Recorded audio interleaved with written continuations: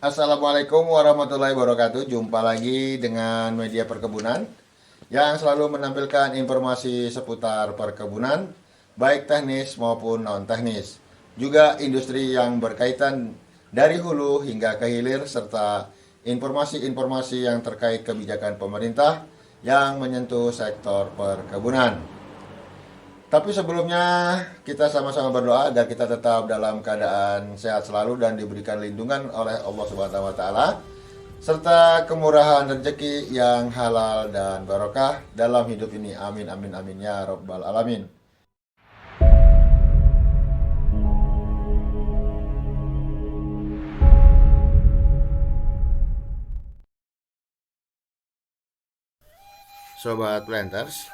Sobat Planters kembali lagi media perkebunan menampilkan konten baca berita, dan kali ini kita ambil dari elais.co yang mengambil tema ataupun judul parah, sudah hampir 2 minggu PT SSS tolak beli sawit petani, yang terbit tanggal 16 Juni tahun 2022 dengan reporter Jos Hendry. Baiklah, kita bacakan isi beritanya.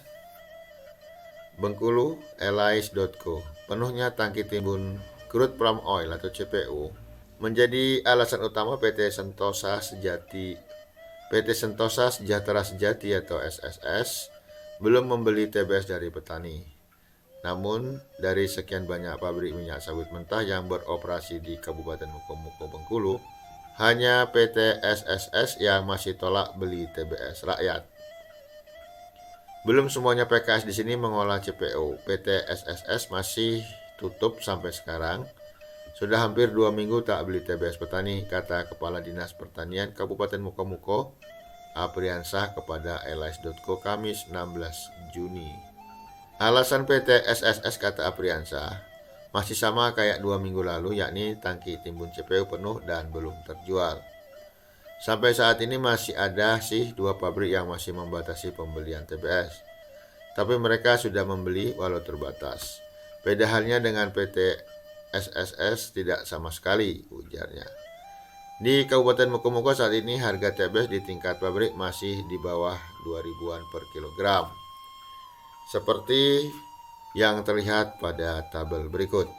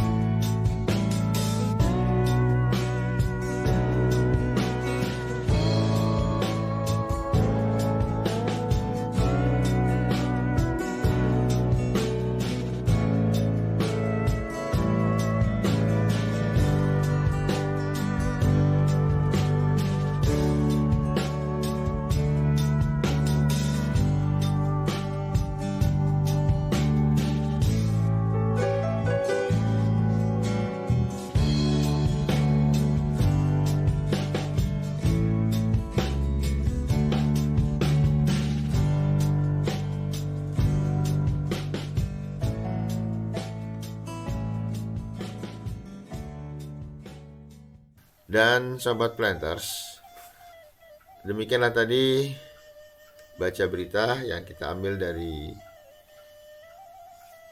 elais.co yang ambil judul parah, sudah hampir 2 minggu PT SS tolak beli sawit petani, yang terbit pada tanggal 16 Juni tahun 2022. Sobat Planters, memang menjadi kendala bagi sebagian PKS yang tidak mempunyai jalur ekspor langsung, sehingga menunggu trader ataupun pembeli yang membeli CPO mereka. Sebab hingga saat ini aturan yang ditetapkan juga belum baku, sehingga para trader juga masih menunggu aturan yang akan ditetapkan oleh pemerintah. Belum lagi adanya reshuffle kabinet yang kemarin terjadi, yaitu penggantian Menteri Perdagangan dari Muhammad Lutfi ke Zulkifli Hasan. Kemungkinan pasar juga akan melihat apa yang terjadi dengan kebijakan menteri yang baru, sehingga wajar saja masih banyak para trader ataupun eksportir dan importir yang melakukan kegiatan sembari menunggu kebijakan-kebijakan yang akan diambil oleh pemerintah akibat pelarangan ekspor kemarin. Jadi memang tidak semudah itu apabila suatu kebijakan yang telah diambil, misalnya menutup keran ekspor, sehingga para importir dari luar negara sudah tidak bisa lagi melakukan impor dari Indonesia, sehingga mereka mengalihkan ke negara lain. Nah, tentunya untuk menarik kembali mereka ke Indonesia, hal ini mungkin memerlukan waktu. Dan itulah yang terjadi saat ini, sehingga banyaknya para PKS yang belum bisa menjual CPO-nya karena sangat tergantung daripada importir maupun trader yang mengambil dari pabriknya. Karena rata-rata perusahaan ataupun PKS yang tidak bisa menjual CPO-nya itu adalah perusahaan PKS yang tidak mempunyai grup, sehingga mereka menjual CPO secara mandiri dan tergantung dan sangat-sangat tergantung daripada trader maupun importir ataupun pembeli yang akan membeli CPO dari PKS-nya. Sehingga apabila tidak ada kegiatan untuk pembelian dari pihak ketiga maupun trader ataupun importir, maka otomatis CPO mereka tidak terjual. Dan itulah yang mengakibatkan banyaknya PKS maupun pabrik kelapa sawit yang tidak bisa menjual CPO-nya akhir-akhir ini. Oke, sahabat planters, itulah tadi ulasan sedikit yang kita ambil dari Elais.co yang terbit tanggal 16 Juni tahun 2022. Parah, sudah hampir 2 minggu. PT SSS tolak beli sawit petani. Oke sobat, semoga bermanfaat. Terima kasih. Wassalamualaikum warahmatullahi wabarakatuh.